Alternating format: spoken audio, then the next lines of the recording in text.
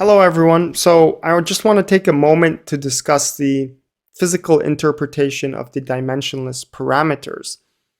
So the dimensionless parameters, they provide physical insight into the relative importance of these competing transport mechanisms in convection problems. And we're going to see that right now.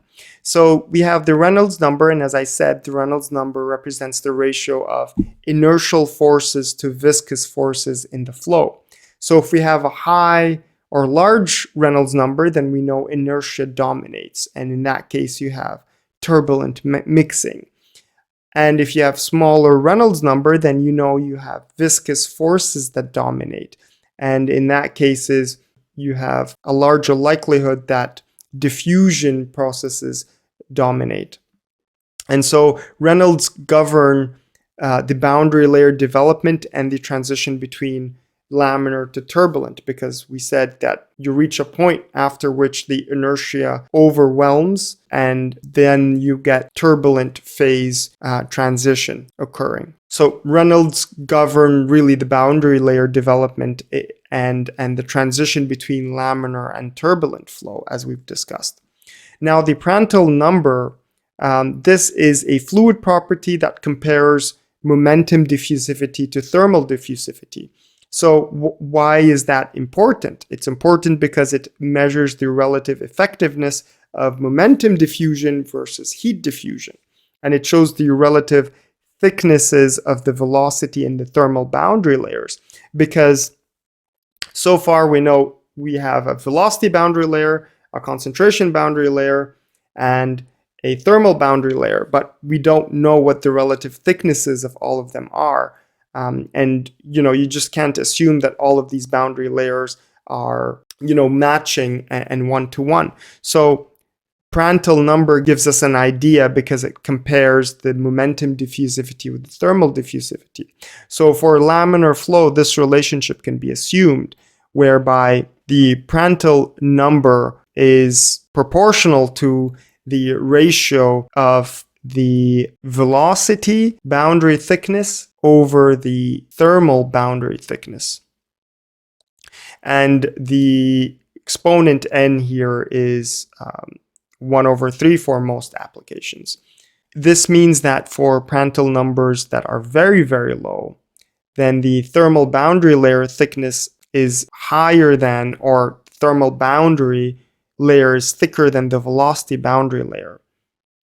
And when you have a Prandtl number that's close to 1, or the ratio is close to 1, then that means the thermal and velocity boundary layers are comparable. And when you have Prandtl layers that are way, way greater than 1, then that means the thermal boundary layer is thinner than the velocity boundary layer. So you have a large velocity, thicker velocity boundary layer.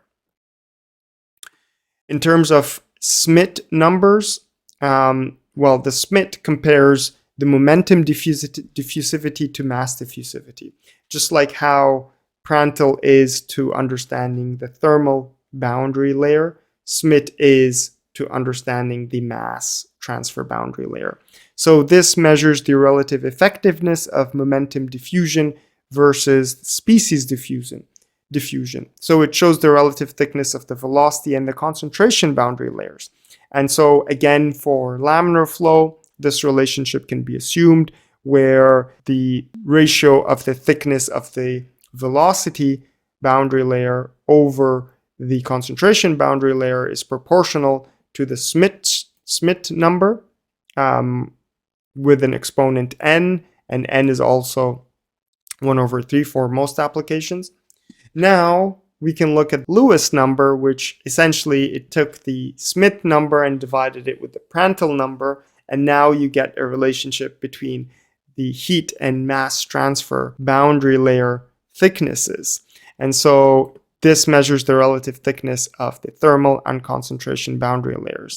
Hello everyone, I'm Amr, a chemical engineer, been working in the engineering consulting industry for about 8 years now.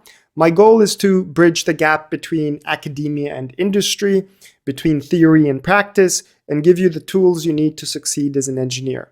So if you want to succeed as an engineer, check me out. Now, in terms of heat and mass transfer analogy, the energy equation and the species equation both have the same mathematical structure. Essentially, you have advection and diffusion, and advection mostly is pushing the fluid, the bulk fluid, parallel to the plate, and you have diffusion that is mostly occurring normal to the plate. And the only difference between them is in the diffusivity terms. So in terms of energy thermal equation, you have thermal diffusivity, and in terms of the concentration equation or the mass transfer equation, you have mass diffusivity.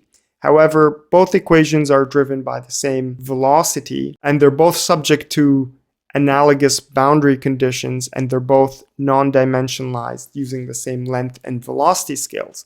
So what I'm trying to say is, once the velocity is fixed by the momentum equation, then the remaining difference between heat and mass transfer is just how fast diffusion acts relative to advection. In non-dimensional form, the energy equation contains this reciprocal, which is 1 over the Reynolds times the Prandtl, and for the concentration conservation equation, you get the species equation contains 1 over Reynolds times the Schmidt. So this means that Reynolds accounts for how strongly the flow advects heat or mass, and Prandtl or Schmidt number accounts for how effectively diffusion spreads heat or mass. And because the structure of the equations are identical, the solution must have the same functional form, differing only by which diffusivity ratio appears. By which this diffusivity ratio appears, so whether it's Schmidt or Prandtl.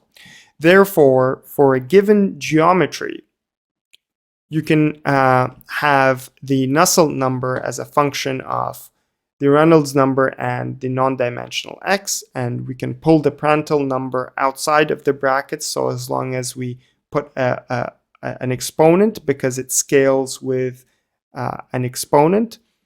And same thing with Sherwood, and if this is true, then you get this really neat relationship, because you can then move the Prandtl number and solve for the function of the non-dimensional x and Reynolds number and equate them together and essentially get this relationship between the Nusselt and the Sherwood number. And the reason why I'm showing you this is because you will get this correlation, and essentially this correlation allows you to determine one convection coefficient from knowledge of the other coefficient. This is a very useful relationship to keep in the back of your pocket when you would need to get one coefficient from the other. You don't need to learn how this derivation was prepared. It's good to have an idea, but you don't need to know it. However, it will be good for you to know that this correlation exists, so that you could use it whenever you need to. Without further ado, see you in the next video.